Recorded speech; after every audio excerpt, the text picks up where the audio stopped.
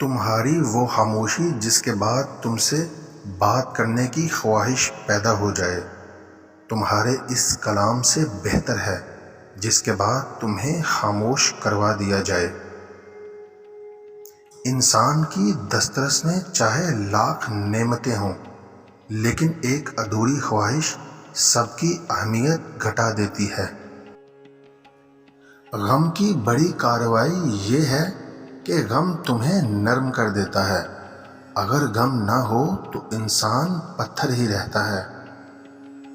نصیحت وہ سچی بات ہے جسے ہم کبھی غور سے نہیں سنتے، اور خوشامد وہ بدترین دھوکہ ہے جسے ہم بڑے ہی غور سے سنتے ہیں۔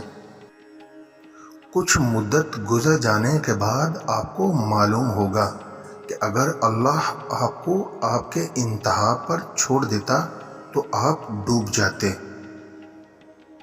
پرندے اپنے پاؤں اور انسان اپنی زبان کی وجہ سے جال میں پھنستے ہیں۔ اچھی سوچ رکھو، کیونکہ سوچ سے الفاظ بنتے ہیں، اور الفاظ سے اعمال بنتے ہیں، اور اعمال سے قدر بنتی ہے، اور قدر سے انسان کی پہچان ہوتی ہے۔ ہجوم کے ساتھ غلط راستے پر چلنے سے بہتر ہے آپ تنہا ہدایت پر چل پڑیں۔